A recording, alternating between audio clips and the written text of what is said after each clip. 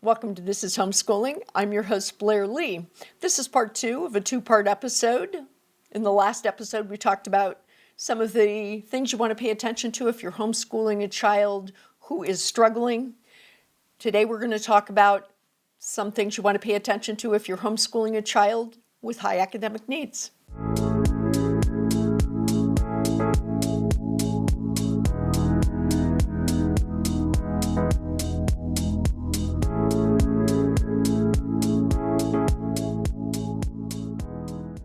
In this episode, I want to talk about homeschooling children with high academic needs. Now, you might be thinking to yourself, don't all children have high academic needs? And in this case, I'm really talking about the child. These might be kids who are gifted, kids who just have high academic needs. They love academics. It's their thing, or a whole host of other reasons. If you are homeschooling a child that is consistently pushing the envelope on learning what they want to learn next and really likes an accelerated pace, or just any one of those things, there are some very specific things that you want to pay attention to. When you're homeschooling children with high academic needs, it's really easy to make probably the number one mistake that it just sort of happens, actually, and that is that you end up skipping foundational skills and concepts. It's so easy. They become passionate about something, and the next thing you know, your child is like an expert on some very small area, for example, in chemistry. And they can actually talk to professors, and the professors are impressed. But does your child really know the foundational information surrounding that concept? Now, I ask this because of the number of times when I've actually been brought in to tutor kids that the answer to that question is no. And so it becomes a problem because without that foundational information, they really aren't entirely literate on the subject. And even if they have a really good grasp, they can't broaden that. They can't take it anywhere else. So you're going to have to be very thoughtful about making sure that those learners get that learning as well, that they get that teaching as well. Now, that can be super challenging because those learners can often be very picky about the resources that you use with them. I have a couple of times allowed kids into classes of mine where the child was several years younger than the other learners. The first time I did that, it was at a in-person co-op, and it was in a biology class, and this child was one of the top students in the class in some areas, and then in other areas they didn't understand basic principles that the rest of the learners knew. And so it was a real contrast. Now, those basic principles are essential for a broad understanding in any subject. I'm using science as an example, but this happens in lots and lots of disciplines. Any discipline it can happen in, because there are like these foundational concepts and skills that are built into early teaching in those. And so make sure you don't create a situation where there's a bunch of holes in your child's knowledge. One of the things that you'll see with kids with high academic needs sometimes is that there will be asynchronous development. For example, they're really solid in history. They're very advanced in their history learning, but their reading and writing skills aren't on par with where they are in their knowledge about history. What do you do in that situation? Well, you teach to both, right? You scaffold and support them so that their reading and writing skills start to be on pace with their history learning, and you continue to provide the information and the learning around history so that they keep learning in that as well. Now, what you do if the skills that the asynchronous skills like reading and writing aren't, if that starts to impact their ability to learn history, you provide the scaffolding and support. We homeschool. It's okay for you to take dictation for a child whose writing skills haven't caught up. It's okay to recognize that your child's ability, they're not, when they write answers, that their answers aren't on par with their ability to articulate orally what they know. And what you do is you just provide the support, but you don't overwhelm them. That's so important.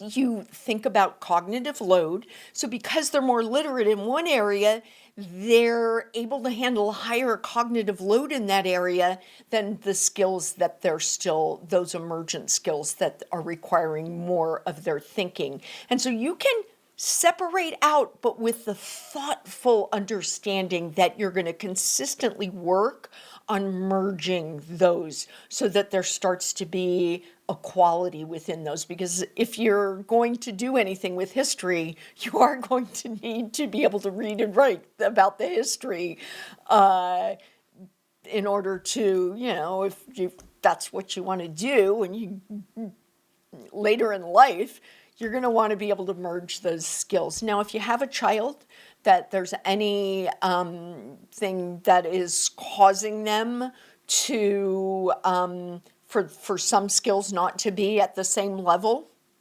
you're going to be incredibly thoughtful about providing the support and the scaffolding that that child needs. So again, it doesn't impact their ability to be learning history at a very high level. So one of the things that can happen with kids with high academic needs is that they passionately fall in love with the subject, and then all of a sudden they fall out of love, like overnight.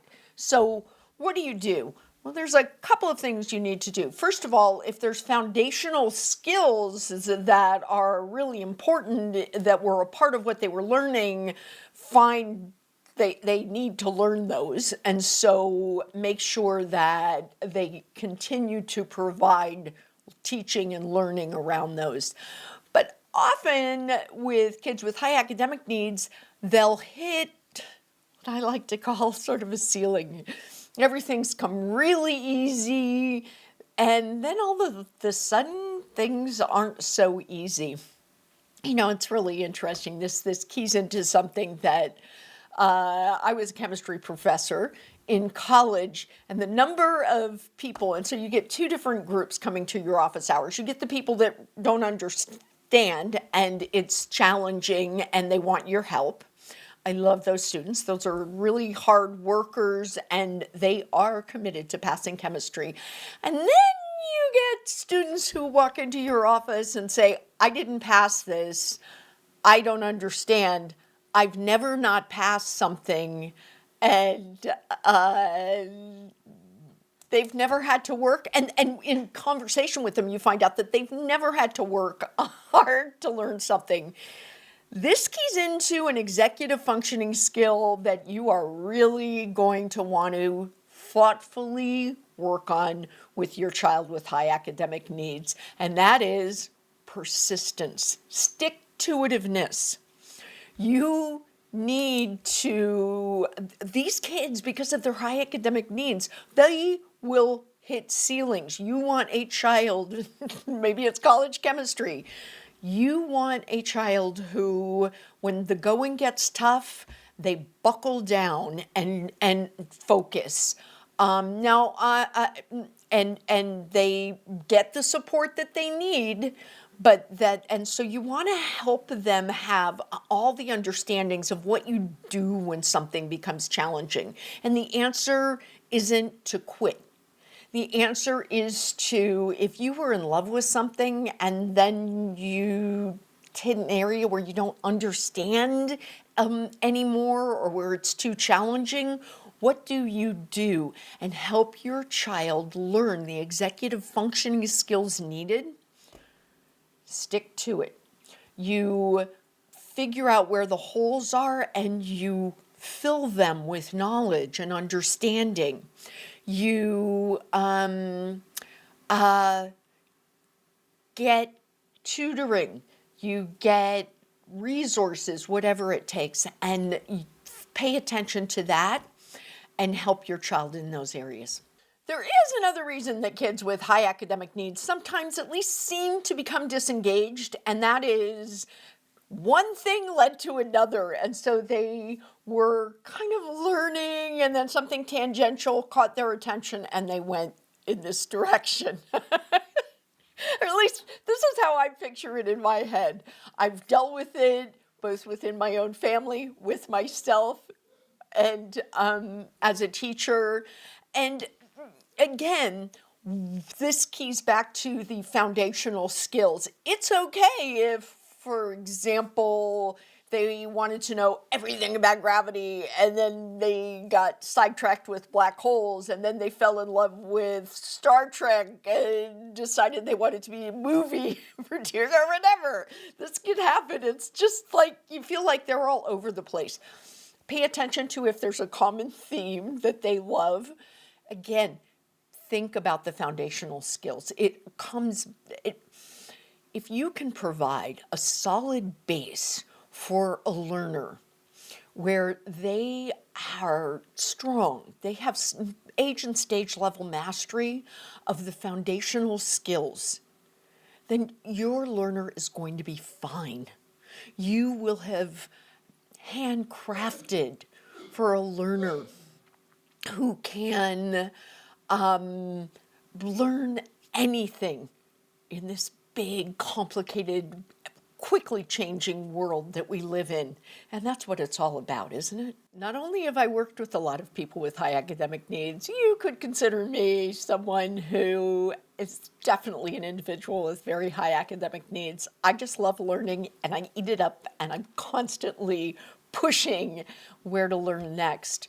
Now, I know enough about learning to have worked very hard to fill the holes that might hold me back from being able to do everything I want in the areas that interest me. If I missed anything, you want any more information, you want to have a conversation about yourself or your child with high academic needs, drop it in the comment section. I'll be sure to come over and have a conversation with you. Please don't forget to like, subscribe, click the notification bell, and thanks for being a part of my community.